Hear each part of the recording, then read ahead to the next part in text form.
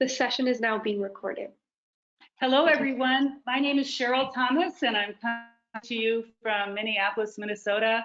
I'm the Executive Director of Global Rights for Women, and we're so pleased to have you with us today. We have been doing a webinar series at Global Rights for Women, taking our work on systemic and legal reform on violence against women into the COVID world and trying to reach out in solidarity with folks around the world who are interested in learning and sharing about best practices in what justice systems and legal systems are doing in this especially dangerous time for victims of violence.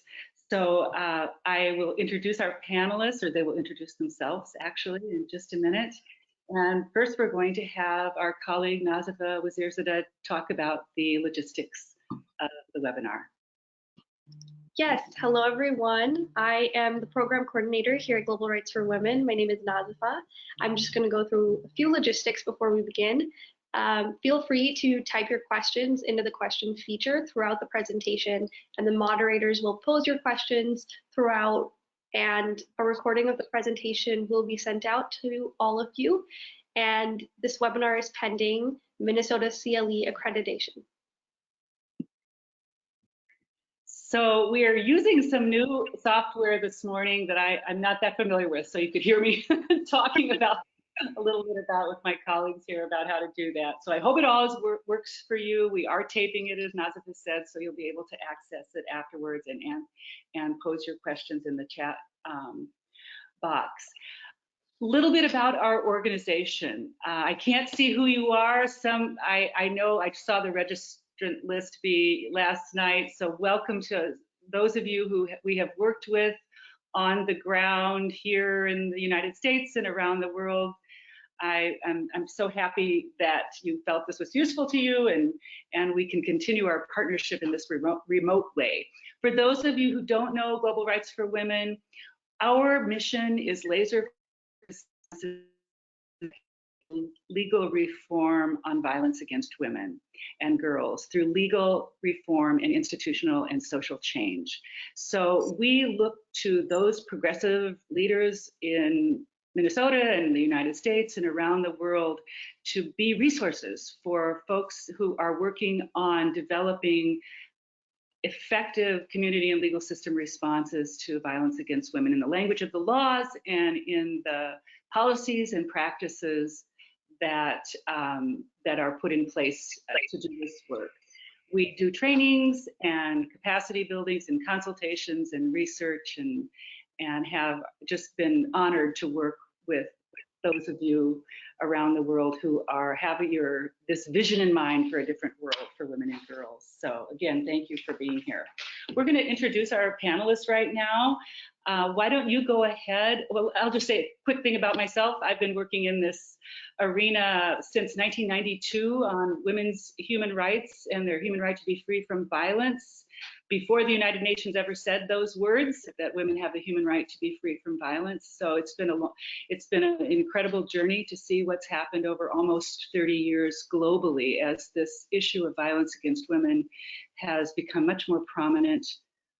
Laws that were just not in place hardly anywhere in 1992 have been passed all over the world now. So thrilling to see that, but certainly the implementation of those laws continues to be a huge challenge, and it's been my privilege and honor to be part of that journey. So we'll go to Melissa and ask you to introduce yourself. Sure, I'm Melissa Petrangelo Scaia. I'm the Director of International Training at Global Rights for Women. I'm happy to be with you all here today.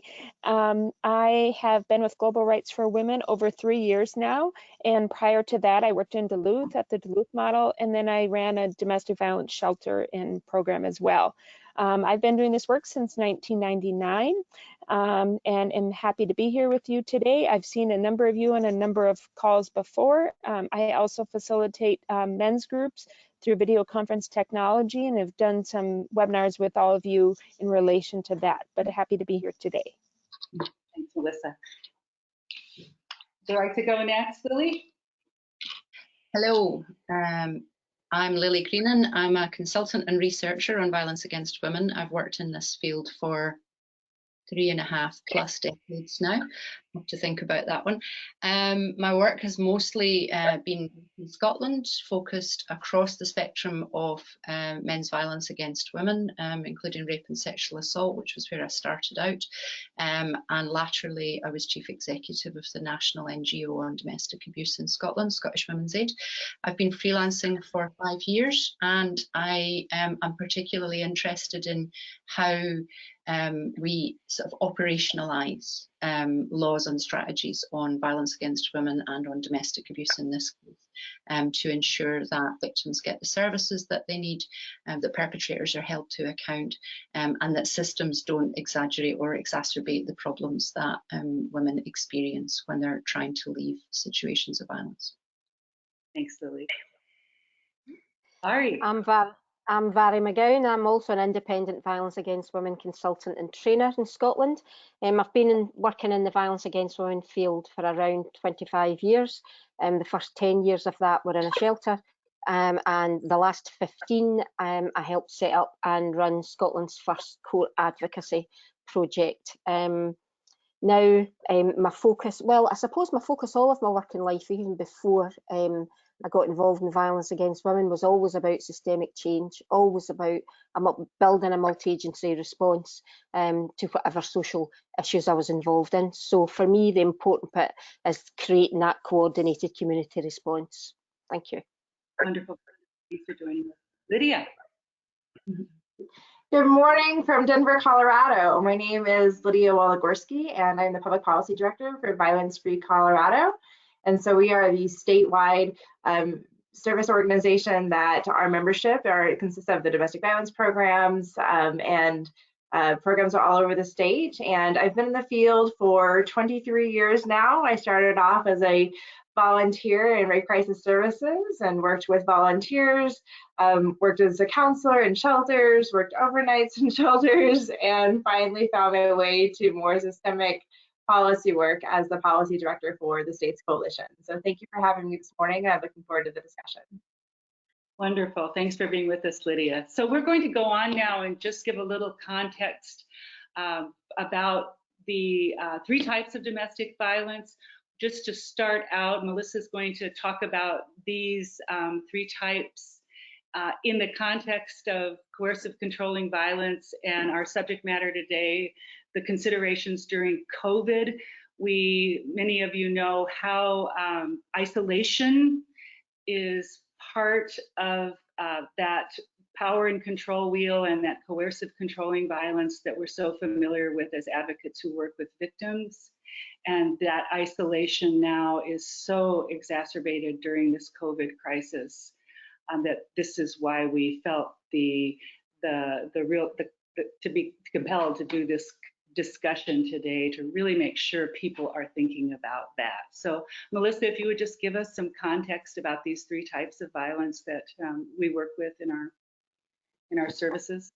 Sure. So early on in the work to end domestic violence, and I know in other parts of the world, the terms are family violence in Australia. Other people use intimate partner violence, but we're talking about violence, within the home, within a relationship, within a marriage. So that's the type of violence that we're talking about today. And so we wanted to just say that there's been some work done around the world, and there's been, various sort of ways to divide up these types, but we want to just say that we want to make sure that people understand that there are other types of domestic violence. We're going to concentrate today on the first one, which is coercive controlling violence. And so that's why Mhairi and Lily and Lydia are here today, and we're going to concentrate on that one. But we also just want to quickly just say to you that also there is resistive violence, and that's predominantly the type of violence in which women experience the coercive controlling violence and resist it. So they're experiencing this, use my hands here in the video, this sort of top-down coercive controlling, dominating, oppressive violence. And many women will resist that sort of violence. And some of that violence can be legal, and some of that violence can be illegal. But it comes from a different place with a different intent and a different effect. So we want to just acknowledge that that's not the type of violence that we're talking about today, but it often comes in response to coercive controlling violence. And then the third is when we think about if the top here is the dominating and the coercive controlling and the bottom is the resisting, that there is a small percentage around the world that which is off of that sort of top down and resisting, which is unrelated to coercive control. And so, that's a small percentage around the world. Most data has shown it's as high as 10% of cases and as low as 5 or 2% of cases, and depending on where you live in the world. But we wanted to just start off by acknowledging that. Yeah, go ahead. I'm sorry. I was just going to say maybe just give one example of that that third category, Melissa.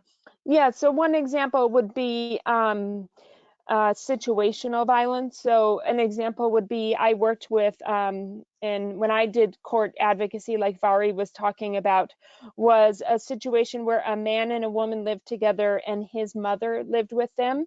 And the wife was staying home all day taking care of his mother. He came home from work that day and said, I have to go. He wanted to go out with his friends for the evening to play some sort of sport. And his wife said, no, you're not. I'm done with your mother for the day. I need to get out of the house. He went to go leave the home, and she went to go grab the keys from him, and he threw his arm back and it hit his wife in the nose. He ended up breaking her nose. And when they were both interviewed, neither of them had talked at all about there being any pattern or intent of coercive control or domination in the relationship, yet she sustained an injury because of an act towards her. Some people would say, he didn't have an intent to harm her, but he ended up getting arrested, and the assessment was that there was no coercive control ever or resistive violence in the relationship. So that's what we call is one aspect of that third category, which is situational violence. There are other examples of it where there's violence that's tied just to mental illness and has no coercive controlling acts, and just to chemical dependency and no coercive controlling acts as well. Thank you, Melissa. And I just say that we can do much more discussion on this in some of our trainings, but the point is that systemic and legal system intervention needs to be tailored to these different types of violence. You don't treat one in the same way that you treat the other. They have different levels of like Melissa says, impact and danger and effect on victims of violence. Thanks so much for that. Do you want to go on and talk about Evan Stark and where this concept originally came from in his language?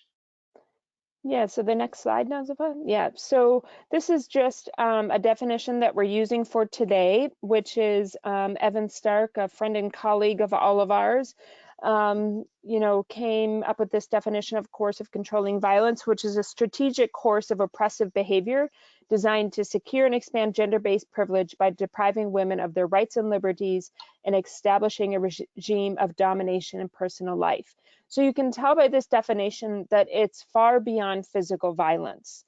Just to give you an example of that. And when I was doing sort of this visual for you before, it's really this top-down form of, dominating the liberties, trying to establish a full sort of control over a woman's mind, body, everything about her in her life. And oftentimes, I know as a person who's done a lot of research on women's use of violence, people will say, well, when, she used violence against her husband, she was trying to control him. And so to control and to seek to control an act is very different than trying to seek control of an entire person. And that's what we're talking about here today in coercive controlling violence. And this is also very well captured in the power and control wheel, which is in the next slide, Nazifa. So if you can go to that. So I, come from Duluth. I was a director there not too long ago, and this visual representation comes from Duluth, which is the power and control wheel. This wheel was created actually after hundreds of interviews with women and victims in Duluth, and then it became other representation of women's experience when this, back when this was created, it's interesting to think about because there were only fax machines and copy machines. So, but yet this was, in meetings and trainings and people flying around with it, in their backpacks or briefcases. Ellen Pence, who's one of my mentors and a friend and mentor of many people here, and Coral McDonald created this graphic, but it's really another representation of coercive controlling because you can see the physical and sexual violence on the outside and all the tactics in the inside. And the reason why power and control is in the middle is because when an abuser has the threat of physical or sexual violence and uses one of these tactics, power and control is what they end up with. As a result of those violent and abusive tactics of coercive control. So that's just a short introduction to you and to kind of set the stage for our conversation with us about our conversation today with our experts. So thank you. Thank you. If we could just go back to that power and control wheel for 1 minute, I just draw your attention for those of you who are familiar with it.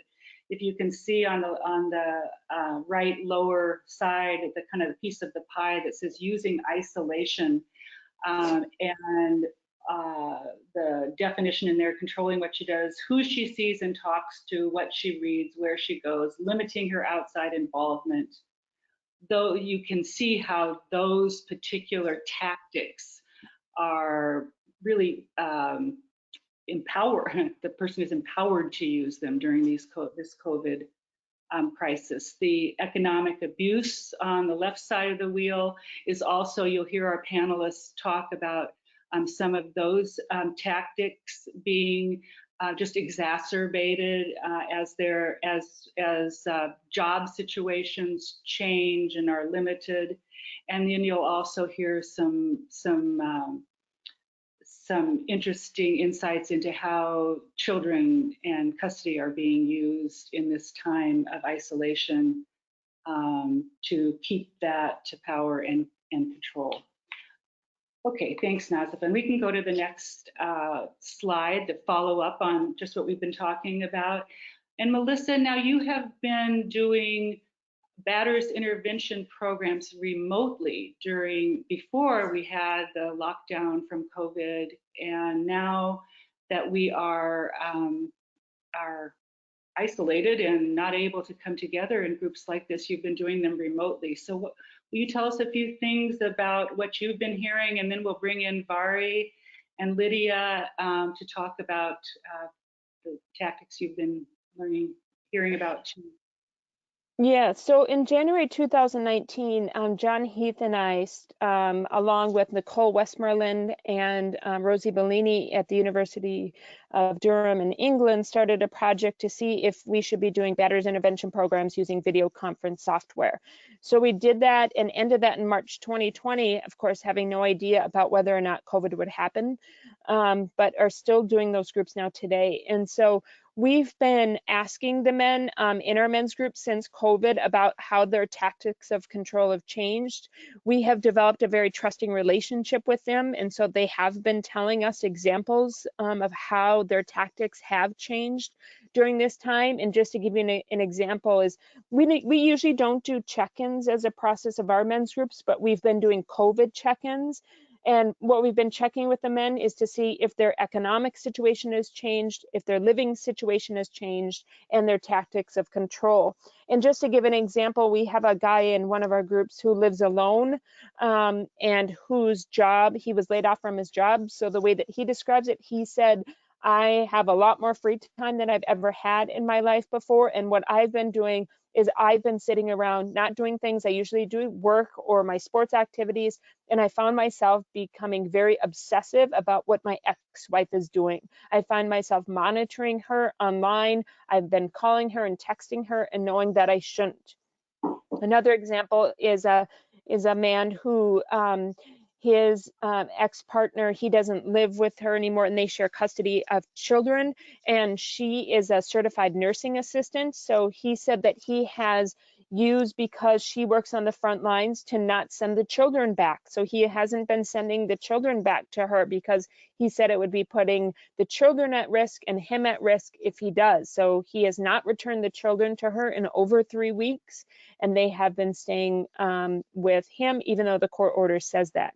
And then lastly is that we have a number of men who have keeping really their family in complete isolation and contact with anyone from the outside. So while, you know, none of us have really been engaging with anyone, and I know it's different in different parts of the world, the level of lockdown that we're in, but, you know, here in Minnesota, as an example, we're still in a stay-at-home place, and he has not only not allowed them, of course, to have any contact, but he's saying things like, I'll do the grocery shopping. So she hasn't had any social interaction. I'll be the one to go gas up the car. I'll be the one to drive the car. We only have one car in the family. You know, monitoring her internet browsing on her computer. They have one computer in the home. So if she does go on the computer, he'll check her browser history. And he's figured out, he said, how to make it so she can't delete it. So all those are, so it's taking those same tactics, but we're in a different social condition. So it doesn't mean that those tactics will go away because we're in a different social condition. It means that they'll use them differently. And so that's simply what it means for victims. Thank you for that, Melissa. And Lydia, you have some experience too with this kind of in some ways license in some ways that abusers are taking in this time of isolation. Yes, we're seeing the similar tactics here in Colorado, and some of our programs have reported their calls are up by about 50%. Other programs are reporting that while their calls might be steady or slightly lower, the complexity of the calls they are receiving are more intense and a little bit more higher on that lethality scale. And so we are seeing this, I think, worldwide right now. We've also been trying to monitor in terms of how much this is affecting custody orders. I'm aware of one state, Texas, actually their Supreme Court issued an order saying the pandemic is not to change custody or visitation. And while we don't have that order here in Colorado, we are seeing this kind of across the country, and we're all trying to work together to figure out what we can do at this point. But this has been a long time concern for our advocates as we go through these stay-at-home orders, and I think that we're waiting for the floodgates to open as those orders lift and more people are allowed to move about socially. Right, I was going to mention the first case when we had our lockdown here in Minnesota. We were speaking with those folks in our biggest county, Hennepin County here, and one of the attorneys that works at our Domestic Abuse Service Center mentioned that the first case that she had regarding or order for protection hearing that she had, I should say, was an abuser who was seeking to modify the order regarding custody here too. So that undoubtedly is something that's going to be happening in other places too, like you said, Lydia. Mhairi, would you jump in here and offer your thoughts too? Mhairi and Lily, then. Yes, well, similar issues as you're having. We know that coercive control is not spur of the moment.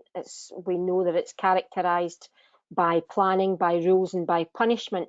And that feature of isolation, as you said, Cheryl, has just presented abusers with opportunities, myriad of opportunities to increase coercive control. So some of the issues that we're seeing in Scotland are that there's a lack of opportunity for victims to have contact with friends and family, sanctioned by the state, of course, but that means that your source of support has disappeared. There's a lack of, it's far more difficult then to get in touch with your domestic abuse advocate. And also because you've got a lack of contact, because the schools are closed, then there's a lack of contact with schools.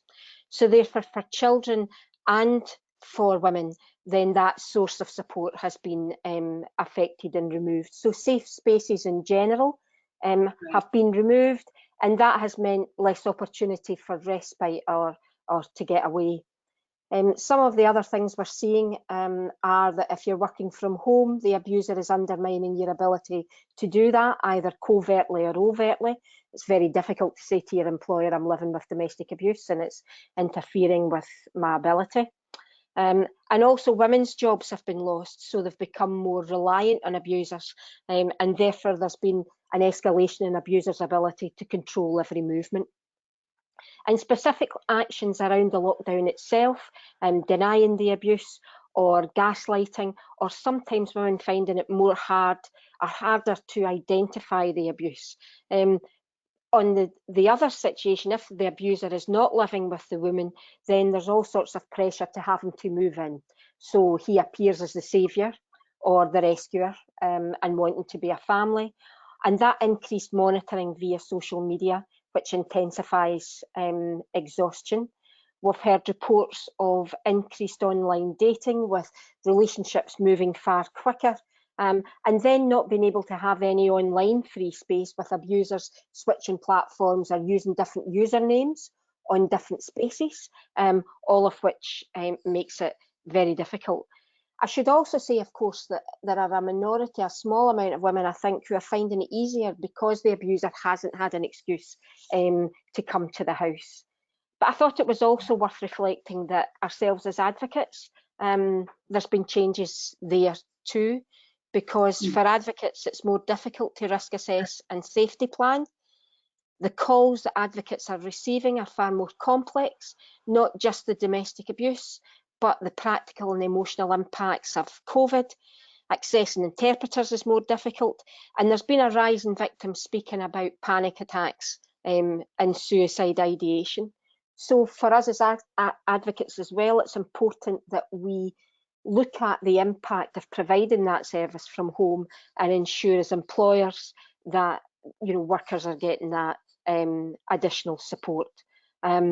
And also, finally, just institutional responses. In Scotland, domestic abuse is still a priority for the police, but there are indications that more abusers are being released on an undertaking to appear in court at a later date, rather than being kept in custody. So all of that has meant a more focused approach, if you like, an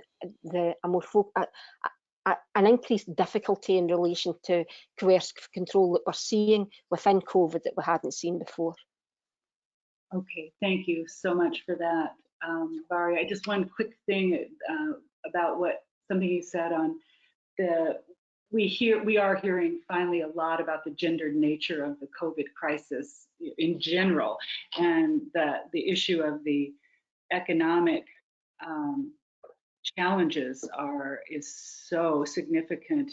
Now we know that I don't know if I have seen some research that shows that women, at least in the United States, are the primary or the biggest percentage of those who are seeking unemployment. So they are the ones losing their jobs too. So again, another exacerbating factor, as you mentioned. So Lydia, I see you nodding your head. Lily, do you have something to add? And Lydia, jump in here too. Why don't we go to you first, Lily? Any thoughts about? Okay. All right, sounds good. Lydia, did you have something to add there?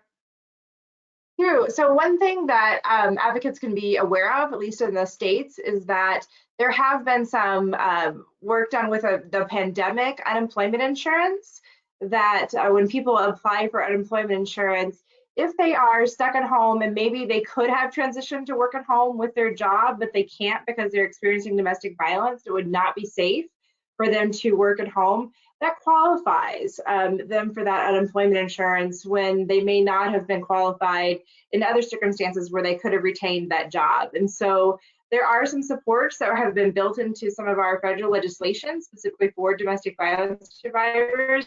But as you know, women are frontline workers in healthcare. They are overrepresented in the service industry, and so these are the sectors that are most open to either losing their jobs right now or being manipulated by abusers who say, you are on the front lines, I don't want you bringing this back to me. Subsequently, in states like Colorado, where we have mandatory arrest, we have survivors saying, I don't want them to go to jail and be exposed and come right back home to me and my family. And so we're seeing calls go down because of that impact and those concerns. And so this is very much on the backs of women, but there are some supports available that I think it is helpful for advocates to be aware of. Those are excellent points. Always nice to hear about some of the steps that are being taken to address this just powerful challenges we're facing victims. Thank you for that, Lydia. Why don't we go, unless any of you have any more comments, yeah, let's go to the next slide. And now we're just gonna back up a little bit and talk about get into the discussion a little bit about the laws and the experiences of victims that are leading to this increased awareness about codifying some of the what we know about coercive controlling violence and making sure that our systems are addressing it. You want to start out with this one, Mhairi? Yeah. So when we were thinking in Scotland about how to address the issue of coercive control, what we saw as advocates was that women were really frustrated at their experience of the system. For women, we experience abuse as an attack in our whole being, whereas the criminal justice system looks at it as individual incidents. So in a Scottish context, the majority of incidents are either shouting and swearing or what is so-called minor assaults. And therefore, when women spoke about that, then they were left with a feeling that their whole experience wasn't being captured. So domestic abuse in Scotland is a priority for the criminal justice system. So, and because of a lot of the campaigning that Scottish Women's Aid had done and other organisations, more and more women have been coming forward to report, and that continues to be the case. But the rigidity of the criminal justice system has left a lot of women feeling unheard, and just that totality of their experience wasn't recognised. But I think it's also important to say that police and prosecutors, and some sheriffs to be fair, shared that frustration and the limitations that was pressed on them in terms of their institutions about how they responded. And lastly, I suppose we knew that there was a number of serial abusers were marching from women to women, if you like, ostensibly committing what are termed low-level crimes, yet the effect was that women were living with intimate terrorism. So there really became a time where that public and private experience of women and that of society coalesced, and it was time for a change. Okay, excellent. Yes, using what we know. Cheryl, we have a question here. What would you do to encourage service managers to do a better job of supporting staff in the context of what the panelists have been discussing? I would say that it is really important to get extra support in for staff, so more supervision, ensuring that we're not expecting advocates to do any more work, that actually you're saying you're providing this service from your own home. So that brings additional challenges. So looking at those challenges, there's not the same opportunity where you can turn to your colleague and do a debrief after a difficult call. So encouraging people to take breaks between calls, but really important that people get the support that they need, and that external supervision, managers ensuring that there's calls not just between themselves and the members of staff, but also from who, we always say that it's important there should be external support as well as internal support. So increasing that external support at a time like this. Thank you. And we have another question here, if this is an okay time. Sure. Given the consequences for women and girls, particularly Black and minority ethnic women and girls who face multiple forms of structural inequality, how are your countries responding to ensuring there are ring-fenced funds, both long-term and short-term, for these communities across the globe? if you have any good examples of this happening. About that one for a minute. Thank you for that question. We could potentially have a whole other webinar about funding arrangements. We're fortunate in Scotland in having a government that is supportive of the work, and successive administrations. We have an unusual situation here because we have a parliament that was reconvened in 1999, devolved from the UK administration, and since then there's been a consistent focus on addressing domestic abuse and all forms of violence against women, and funding in place that has been a bit envied by some of our colleagues in other certainly in other parts of the UK and wider in Europe. But there's no doubt that there's still a sense that the resource for direct service is thin. It's stretched quite thin. It hasn't increased in real terms greatly over the last 10 to 15 years. And although there are good words spoken about doing the right thing and making sure that funding reaches particularly marginalised groups, whether Black and minority ethnic groups of women or women with disabilities, women from other more oppressed groups in society, I think it's been harder to earmark funding that has enabled that to happen consistently.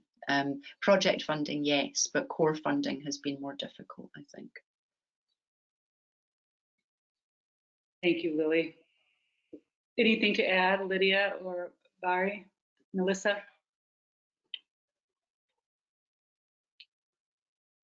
So I do think we have been trying to push funders to recognize that. And when we talk about core funding, we've seen incredible support for tribal funding streams for Native American populations. We've seen project-based in terms of pushing the funders to say, we want to see more work for culturally sensitive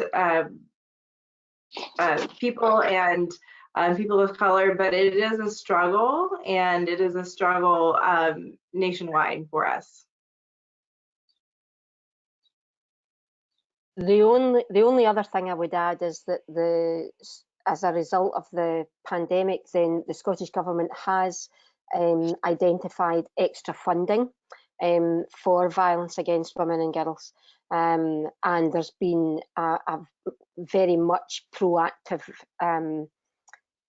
response from the government in terms of what what organisations needed extra resources. I don't think that it's a balance, isn't it, of resources that, but I think Lily's point in terms of core funding is absolutely true. Okay.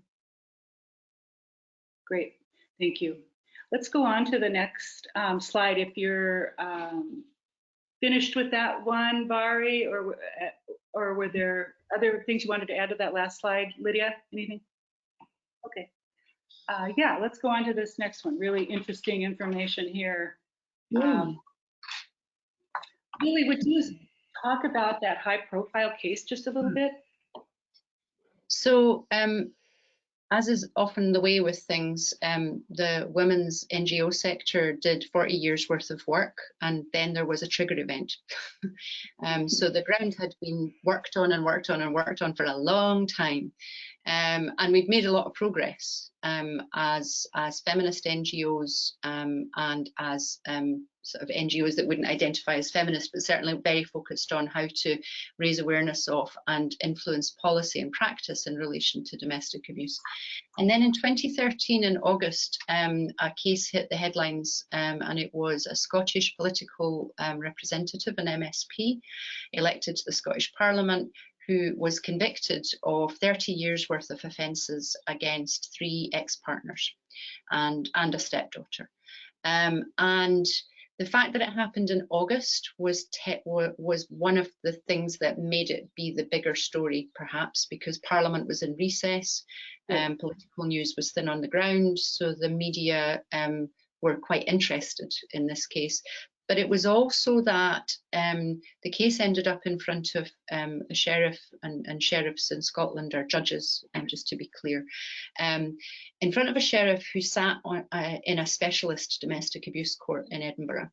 And having heard all of the evidence that was presented about the offences this man had committed, and now she sat on her own. It was a summary trial, so there was no jury, just the sheriff listening to the prosecution and then listening to the defence. And her conclusion was she listed all of the acts of humiliation and degradation and isolation and control that he had exerted over his partners over this 3 decades, and then said, but these things are not crimes. And here are the things that are. And then she listed the 23 assaults and the breach of the peace of which he was convicted. He was found guilty. And it was deferred for sentencing for a month. So that was mid-August in 2013.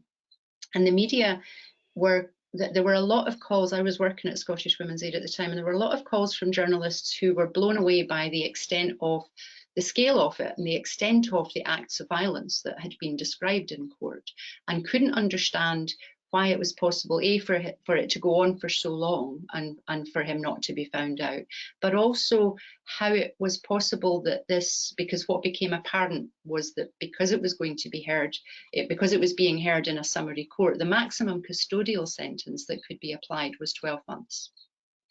And journalists couldn't get their head around how it was possible for someone to only attract a maximum of 12 months for that level of violence over such a long period of time. But the reality was that all of the offences were what get classed as simple assaults. There were no broken bones, there was no laceration, there were like the injuries were not considered severe. It's, as Mhairi said earlier, it's that sequence, like a series of incident after incident. If you only focus on incidents, you're only seeing what happens in that 1-2 hour period or whatever it is.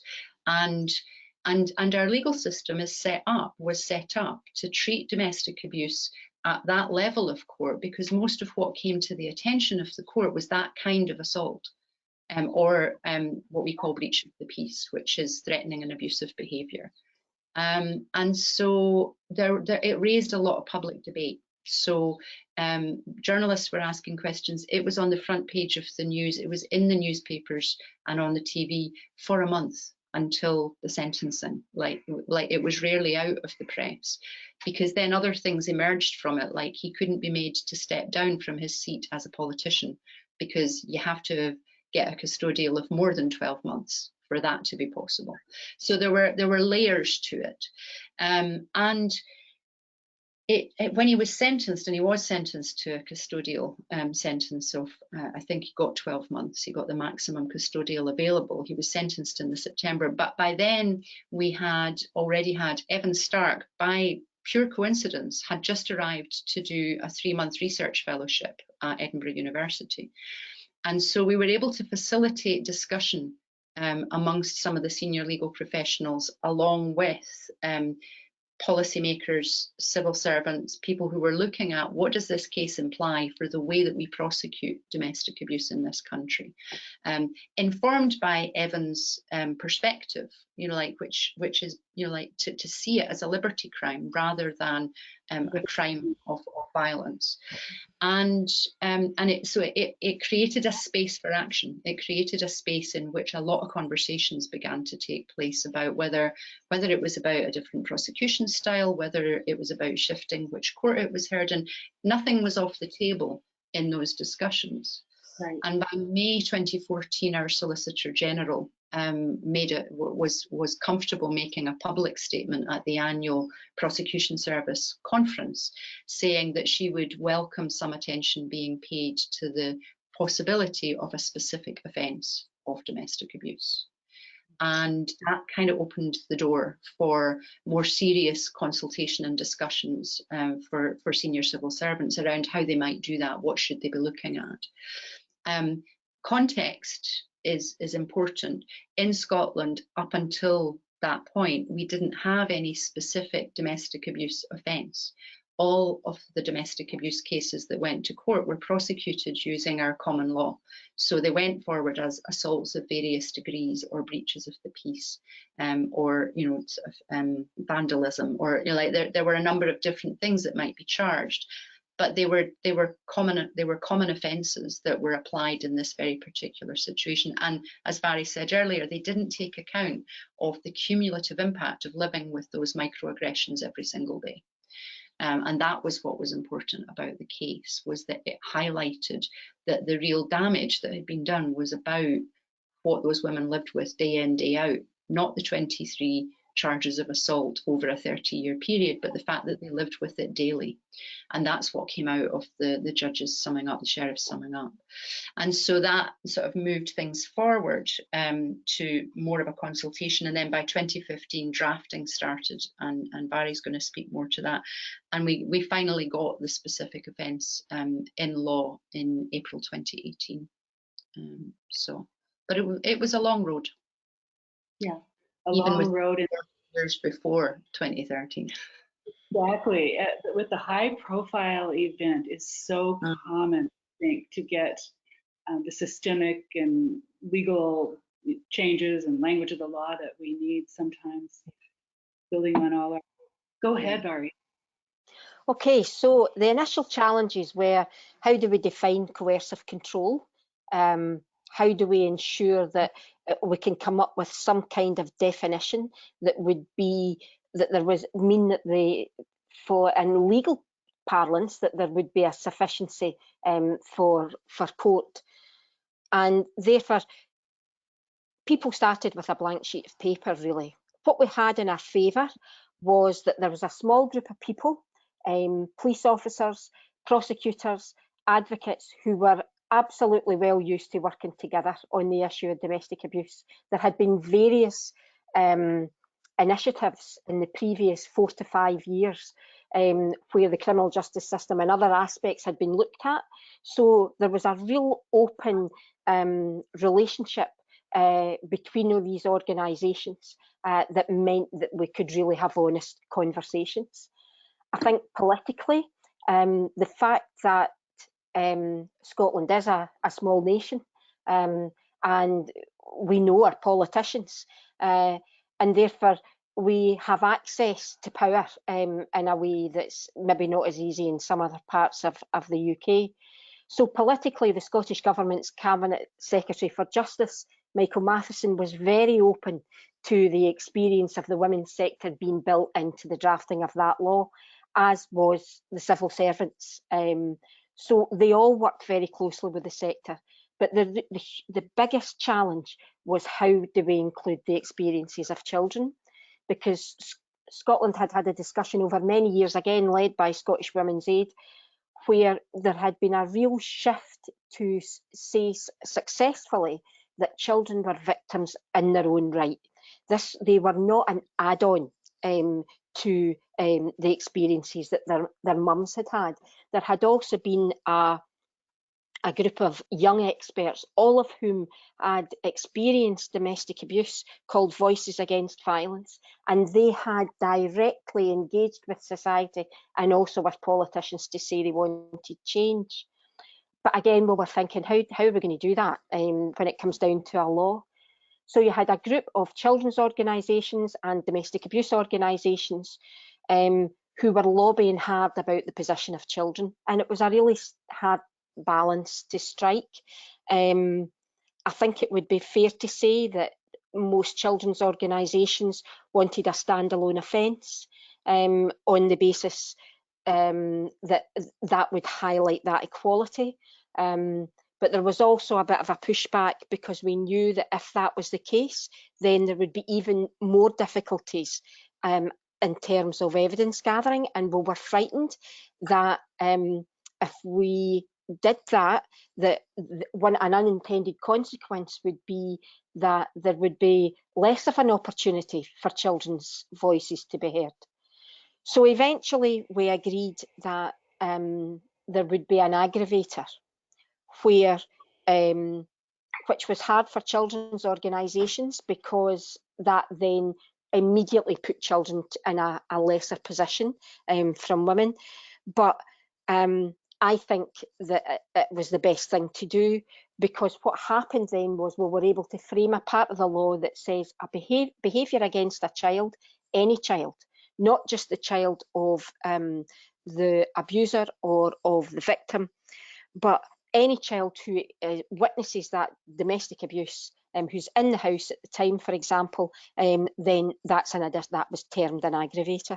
And it also specifically talked about how perpetrators would use children, and again that was sufficient for the aggravator to add on. So where children were seeing or hearing, that was enough. And the other thing that the government promised at the time was that other aspects of family law would be looked at, and we're actually still in the process of doing that, and COVID actually has interrupted part of that. So that was the biggest challenges in terms of the Scottish law. Really interesting. Thank you for that, Mhairi. But we're not going to let this, lots been stopped during COVID, but we persist. Just in this form, we persist. Lydia, join us and talk to us a little about the Colorado. It was a different scenario there. Yeah, so Colorado took a little bit of a different approach, and we have coercive control described in our civil code. And so for our codes for our civil protection orders, and then our codes for our what we call custody or allocation of parental responsibilities in Colorado, we talk about this as a behavior, but we're careful not to say this is coercive control. So we list those behaviors out in our statutes, and very similarly, we started with the best interest of the child. We started with knowing that when kids witness domestic violence, that even they don't have to be present for the experience, just being in the home is certainly detrimental for them. And so we very carefully sought down this road when we started working on our best interest of the child standard in Colorado, and our best interest of the child directs our courts to say and to make a finding on the record that if there has been domestic violence, child abuse, or sexual assault in the home, that the courts have to take that into consideration when they're making determination of parenting time or visitation orders. And so we put this into our statutes really at the precipice of describing what was happening in the homes in terms of kids experiencing domestic violence. We have a very incident-based system for our criminal system, but for our civil system, we certainly want to make sure that we're trying to capture those behaviors, and we're using that, and that has been used by attorneys and other folks to really kind of describe what is happening in that relationship. And so we make sense of when victims do things that may seem counterintuitive to people, at least in the criminal justice sense, we're able to point to this and saying, but this is part of a larger pattern. And this is what we're seeing in the home. This is what the experience of survivors have been. And so the language that's in there for our civil statutes is being used to describe behaviors and to make sure that the courts understand that this is a larger pattern of abuse and is not relegated to a single incident of physical violence. So you're using it as to bolster the information and insight that the justice professionals have, but the language, like Scotland had, is not there in the criminal law. Just say a little bit about why. You Absolutely. So in the States, at least, there is a large discussion of overcriminalization of domestic violence. We especially see this with people of color. We also see this around class lines in terms of, some people are arrested for domestic violence, other people are not. We also see a lot of victims that are being arrested. Colorado is in what we call a mandatory arrest state, meaning that if someone calls for intervention, if they call 911, more than likely someone will go to jail for that call. And a lot of the times it's the victim that goes to jail because, of course, the abusers are very calm, cool, and collected. And survivors don't always present that way. And so with mandatory arrest, we see victims arrested. We're also very careful in terms of we don't want moms or a protective parent, I should say, to be charged through our child protective services for failing to protect that child if they are in the home experiencing domestic violence. And so we're very careful to be cognizant of that and to not really seek a whole lot of other laws right now that would further criminalize domestic violence. And so we're really looking at buoying ways that we can provide economic supports to women, knowing that financial abuse is overwhelming for domestic violence survivors, and in most cases have financial abuse. And when we get into family courts, we see excessive litigation sometimes. And so we want to make sure that the law is there to help describe the behaviors, to give the courts and the attorneys someone thing to argue about and to explain the behaviors that they might be exhibiting. But we're also very careful to make sure that we're not forcing people into a criminal process and having them experience collateral consequences because of that. Yeah, that's such an important point. If we know anything, I think, from our efforts at legal reform and legislative reform and languages laws, it's just our best intentions can often result in unintended consequences. And it's certainly been the case with many of our criminal justice agent activities here in the United States. We know that this behavior is so serious, but at the same time, it's so nuanced to try to get to it in the language of the laws. So that was so important. Our disproportionate enforcement with our minority populations and immigrant populations, and then, like you say, Lydia, with the manipulation that abusers can use, very skilled sometimes, to use language against victims. So thank you for that. And actually, that brings us to our next slide. Just a little bit of perspective here to reiterate really what we've said. I had the incredible experience of being involved in late 90s, 2000s, and even more recently in the original drafting of laws in other countries on domestic violence, and it was so powerful, such a powerful experience to me to hear how important it was that the primary or so often the most serious behavior described was psychological violence. This is how the advocates often who were in leadership to get these laws passed described it.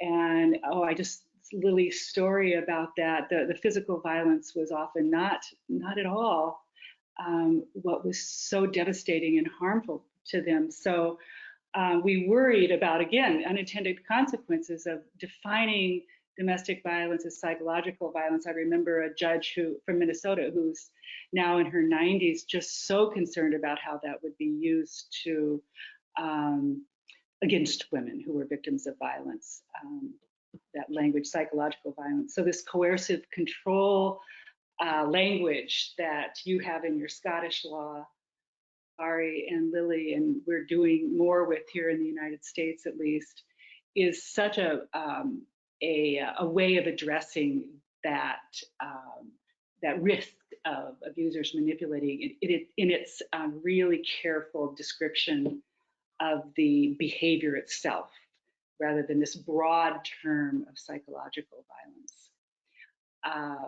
But many laws still do have that, and many of the newer laws still do have psychological violence as in their definition of violence. Melissa, and you had a point, important point about fear of assault. Yeah, so Minnesota tried to make an attempt at this to capture aspects of what victims experience beyond actual physical violence. And the closest that they got was to codify in their criminal code was fear of assault. One of the things that I've been happy about here in Minnesota in particular is that prosecutors are prosecuting this. And part of the reason they've been able to is because in Minnesota, our Minnesota Supreme Court had a case in which now they allow expert witness testimony to help describe sort of the behaviors and actions of of abusers and the effect on victims. I testify in Minnesota among a number of others to help describe it. I do wonder sometimes, without having expert witness testimony, how successful the prosecutions would be, because it's harder to describe. And for juries, you know, we have a jury system here in the US, and I know not all countries do, but for juries to understand that and to think it's a crime would be, I think, more difficult. So we've seen a lot more prosecutions of fear of assault. And part of the fear has been, you know, things about isolation, economic abuse. So, you know, when we testify, we actually go over a lot of the power and control wheel, and prosecutors ask us about it. So it's been one attempt to try and codify what Scotland has done much better than us, you know, this sort of experience that victims have. Excellent. And we're going to look at that language in just 1 minute. We have 2 questions. We have Laura now. Laura Wilson is our colleague who can't see her, but she is moderating these questions. So Laura, you want to jump in here? Thanks, Cheryl. Yeah, we have a couple of questions that are directly related to this discussion, and these 2 questions are sort of related too.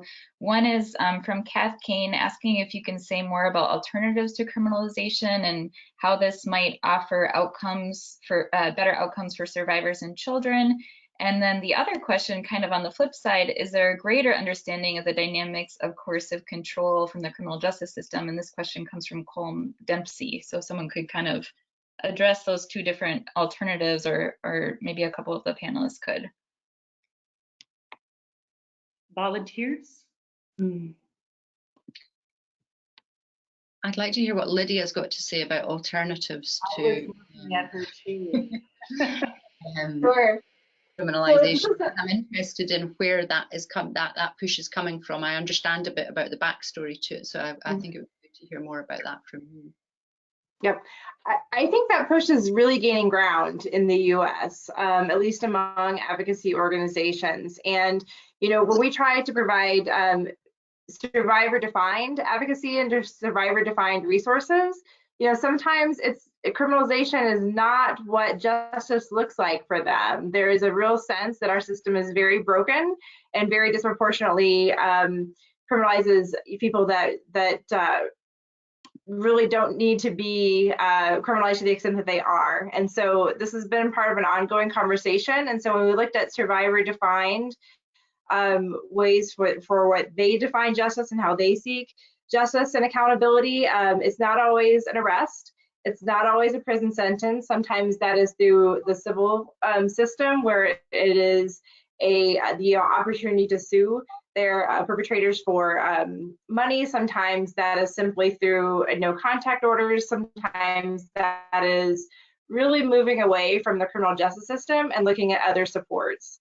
And so when we look at other supports, I think that there is a movement to really look at how criminalization of domestic violence has played out among people along class lines and along people that of color, and then people that are disproportionately represented in the criminal justice system and our immigrant survivors. And so, you know, I think that part of that is, if we divest from that, where do we put resources? And so when we listen to survivors, a lot of those resources are, you know, really just taking care of basic needs. And those basic needs are housing. Those basic needs are access to healthcare and access to things that make sense for them. And so we're seeing some people experiment around the country with restorative justice practices as well, where they have, you know, listening circles, or they have consciousness raising, or they're able to talk about the harm that has been done outside of the criminal justice system. And so this is very much something that is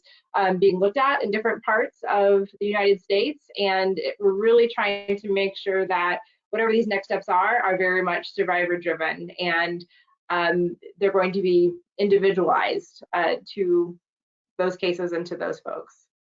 That's really interesting information, and I know for our international audience it may be confusing, as they, you know, really confusing. We do have you know, some over-criminalization and over-incarceration problems here in the United States, but I think we all also need to be cognizant of the advocates that are working on around the world to address the really complete impunity for all forms of violence against women that is mostly pervasive around the world. In some ways, I think it's just a disconnect with what we're experiencing here in the United States. For example, I just came from last fall, not just, seems like a million years ago now, but Gabon and West Africa and Ethiopia and East Africa. And those advocates there, they don't have any sanctions, any punitive sanctions for domestic violence, or even their sexual assault laws are not being enforced. So I really hope that, our incredible leaders on violence against women here in the United States can be cognizant of those advocates who are working so hard for any kind of accountability for violence against women at all still in their countries. And I would say that's, still mostly around the world, even where there are laws in place, they are not being enforced. The reality is that most women, there is no accountability for violence against women in most of the world. So as leaders, I reach out to you in the United States to keep that in mind as we talk about all of us. I mean, I certainly am sympathetic, Lydia, to what you were saying too. Melissa, did you have something? Yeah, I think the other piece is that I think one of the things that's interesting too is that, Ellen always, as my mentor and our friend, she always encouraged us to talk to women at various stages of time. And so one of the things that we did was that we were able to get a focus group of 10 women who had been 5 years out from his arrest. Now, of those women, it turned out that all of them were no longer with that partner. And one of the really interesting things that women said 5 years out from that first arrest was that, I am so glad you stayed strong when I couldn't. Because at the time, he told me, I'm going to change, I'm going to stop drinking, I'm going to stop doing all this to you. And what the women said 5 years out is none of that happened. And I was in a place with them at the time where I wanted to believe that. And I did believe that, right? And we didn't fault them for believing him at that time. But 5 years out, they said, I was really mad at you. I was mad at the prosecutor. I didn't want anything to do with you because you weren't doing what I wanted, but I'm so glad you stood strong.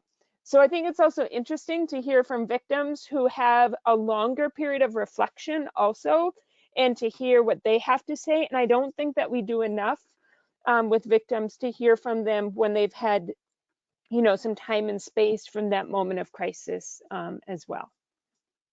Yeah, and just back to this, our topic of the moment, coercive control. It was, thank goodness that we listened to victims. I mean, that was the original power and control wheel. This is my reality.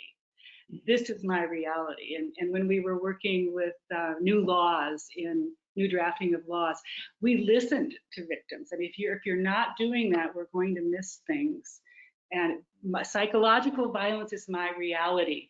If this isn't the word, figure out words that are going to address this and can be codified in remedies for victims and in sanctions and accountability for abusers.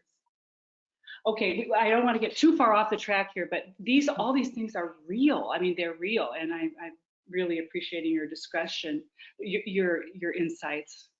For the next slide, just to have this language. This is really in some ways similar in the Colorado guidance that you have too, Lydia. But maybe we could just start with, Lily? Will you talk about the language here? So the first thing to say is that our law doesn't talk about coercive control. And as a principle, I think that was a really important one to get right from the very beginning. Coercive control is a concept that's understood by advocates. It's a concept that's understood by academics and researchers. It's not a concept that's familiar to most people who come into contact with the justice system, and it's not, and it certainly isn't in common use, or wasn't in common use in the justice system in Scotland. And it felt important to stay with plain language, and the drafting process that Mhairi described earlier went, I think, round several cycles of how to define and how to describe and how to lay out what we meant by coercive control without saying coercive control, and also in a way that wasn't prescriptive, that allowed for the potential for things that, like, we needed to not have prescriptive lists. And I think the definition that came into being is quite solid. Our law basically says abusive behaviour includes violent, threatening or intimidating behaviour perpetrated by one person against another. It defines that the two people must be in relationship or have been in relationship with each other. It's not necessary for them to share a household, but the relationship is kind of a definite part of it. Behaviour which, if it was directed at someone, a reasonable person would consider that that behaviour was designed to make the person it was directed at dependent or subordinate on the person doing it, or to isolate them, or to control, regulate or monitor their activities, to deprive them or restrict their freedom of action, deprive them of freedom or restrict their freedom of action, and or to frighten, humiliate, punish or degrade them.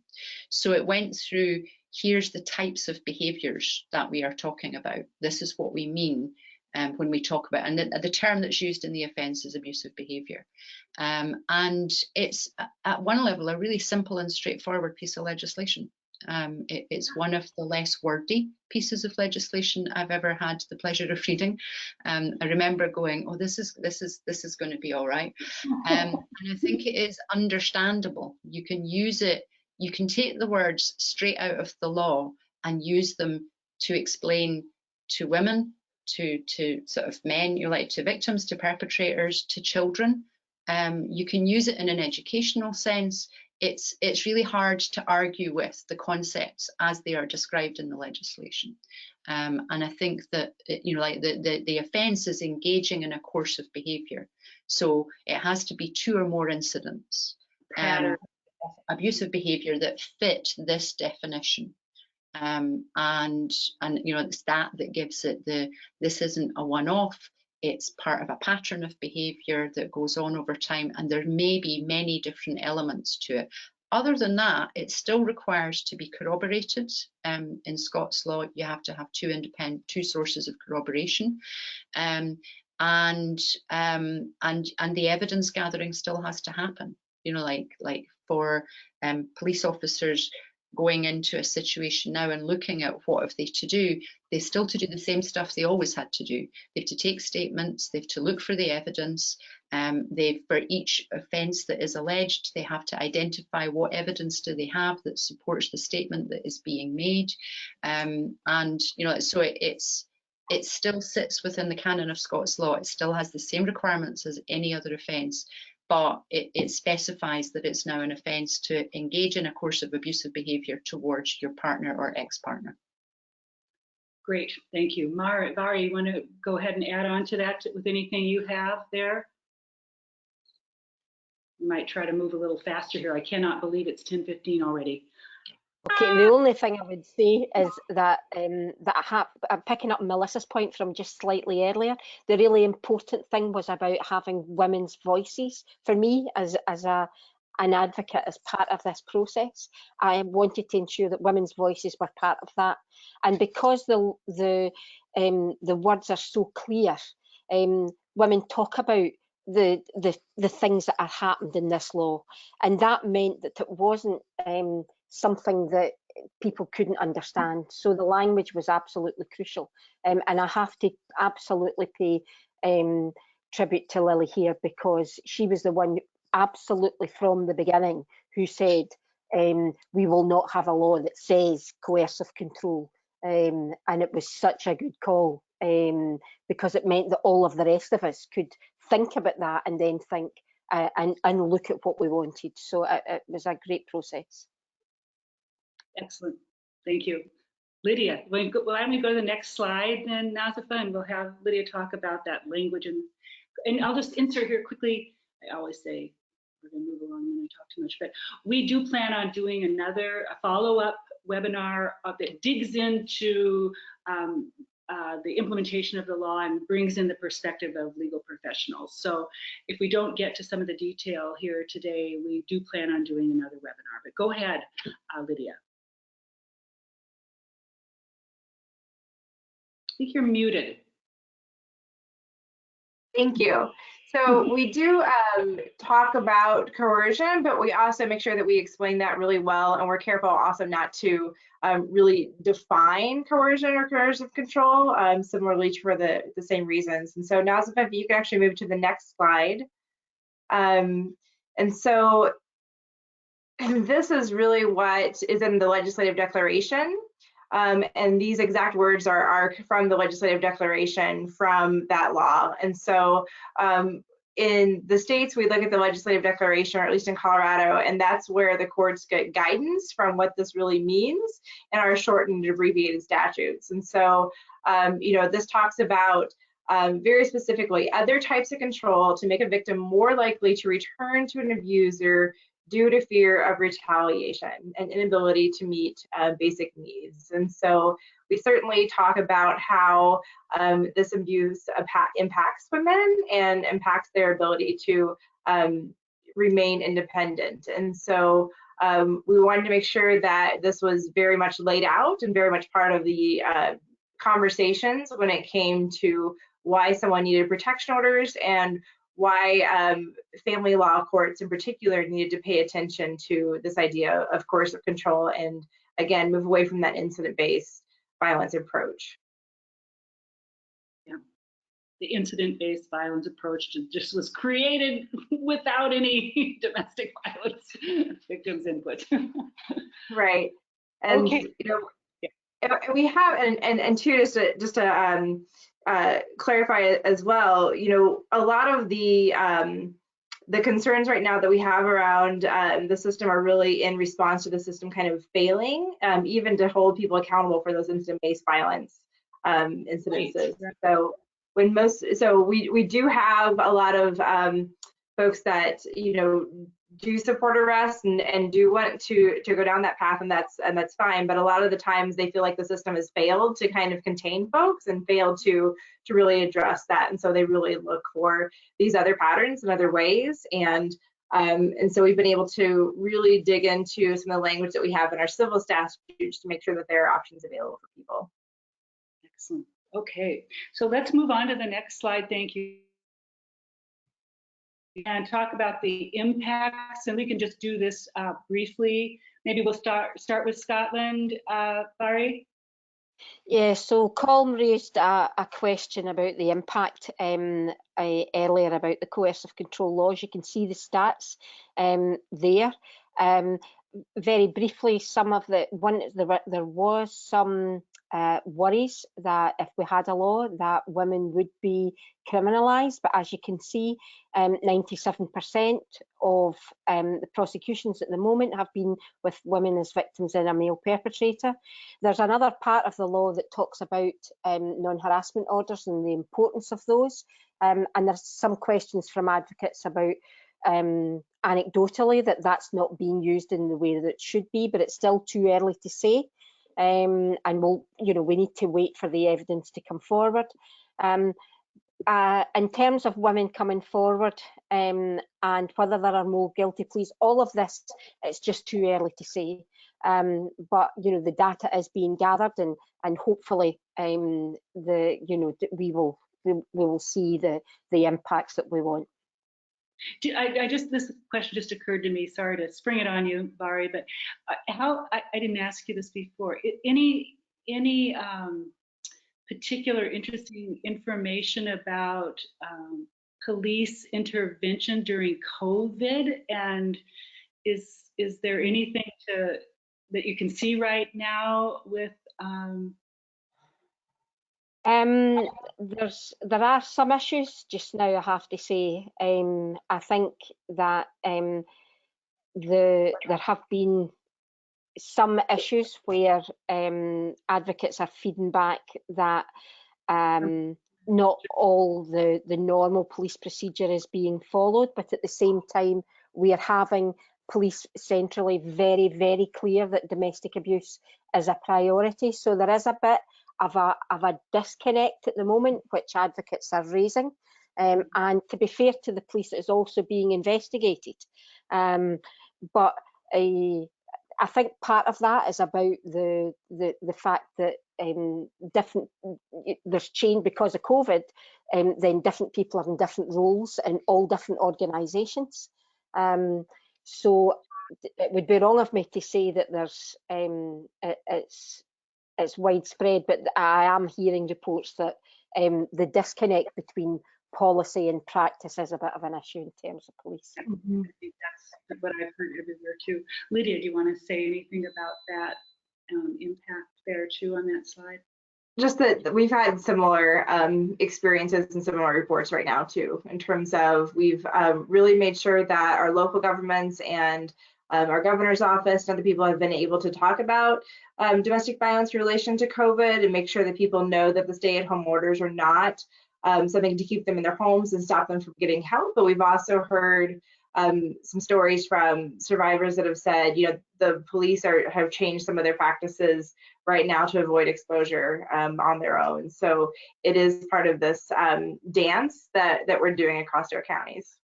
Okay, thank you for that. So we have just a little over 5 minutes left, and I want to give time for questions. Lily, on the next slide, you were going to talk just a little bit about how important it was regarding the training. I don't want to miss that. Will you say a few words about that? Just to say that, so the law was passed in April 2018, and and part of the process of implementation or developing an implementation plan was to look at what was needed in order to bring the police and the Procurator Fiscal Service, our prosecution service, up to speed with what the new law implied for the way that they worked, but also just to raise awareness of what coercive control was, to go back to using that shorthand. And they put out a tender which was won by an organisation called Safe Lives, who then ran a training for Police Scotland over a sort of 12 to 14 month period. Barry and I were both involved as trainers on that. And I have to say, I've been around police training in this country for a long time. And this training covered, I think, something like 87% of the force. Like 14,500 police officers and support staff received a one-day training on domestic abuse and coercive control, which is quite an undertaking. Involved a lot of trainers and involved the commitment of the senior management team at Police Scotland and individual police officers turning up for training events over that period of time. And for a lot of them, it was the first time they had a specific training on domestic abuse. They might have had a mention of it in their probation 10, 20 years previously, but very few of the frontline responders in particular had certainly any recent training on domestic abuse, and a lot of them said they couldn't remember ever having had a training on domestic abuse. So it gave them a space to ask those "why doesn't she just leave" questions, and it was really interesting to watch them get what the dynamics of domestic abuse were based on the material they were presented with in that day. And I would say that on the whole, what we got was really good engagement from officers who identified that they were seeing things, they were thinking back over cases they'd been called out to over and over and over again, and beginning to see what that pattern was about and understand what that dynamic was. And I think they were also reassured that they weren't being asked to do anything different. They were still being asked to go out, to take the statements, to be aware of the dynamic, to look for the evidence that was going to support and to apply the legislation. But that they weren't being asked to do a new kind of policing. It was still using the tools that they had, and that really helped. And I think similar process went on with the Procurator Fiscals, the prosecution service here. So I'd say that was critical to getting the implementation on board. I'd like to see more of an evaluation, a kind of further down the line review of how far the messaging from that training has been sustained, because it was just a one day, but it certainly it made quite an impact at the time. exceeded some of those numbers that Mhairi was talking about already in the courts. Yeah.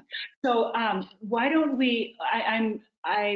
I want to give you each a chance to say some concluding remarks, but let's do Laura. Are there questions we can address quickly here? Yes, well, I'm not sure we can address this question quickly. It's a great question, probably a good one for a full panel in itself. But this question comes from Professor Aisha Gill. How do you apply an intersectional lens in terms of your practice and understanding of coercive control in relation to Black and minority, ethnic, and refugee communities, as there seems to be an absence of this in relation to the COVID-19 pandemic? So if anyone has something to offer here, that would be great. And like I said, maybe it's another topic for another panel as well. Question, thank you. Yeah, well, this is Melissa. The one thing I would just say, which is something that, myself and Mhairi talked about earlier, which is that too often people don't organize groups of women to hear from them directly. So it's the very first thing you have to do. And I can just tell you as a person who worked, in a CCR is that people get groups of people together who are really smart and really well intended and think they have the answer to a problem. And we always say the first answer to a problem that you identify is to learn about the source of the problem, who it affects, how it affects, and what the unintended consequences are. And the first way to do that is to organize a group of women from, all communities, and particularly marginalized communities, to learn from them about what the impact is and the ideas that they have for solutions.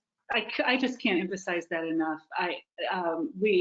We just don't do anything here now at Global Rights for Women with legislative, legal, systemic reform, certainly in another country, another community that we aren't firmly entrenched in without organizing a group of women and just listening. So that's where that is just beyond important in all systemic and legal reform work. Anything to add, Lydia or Mhairi, on that question? Okay. Any other questions, Laura? We had one other question about encouraging kind of self-care and time for staff, encouraging practices of staff caring for themselves and making sure that they feel permission to do that. If anyone has any additional comments about that question.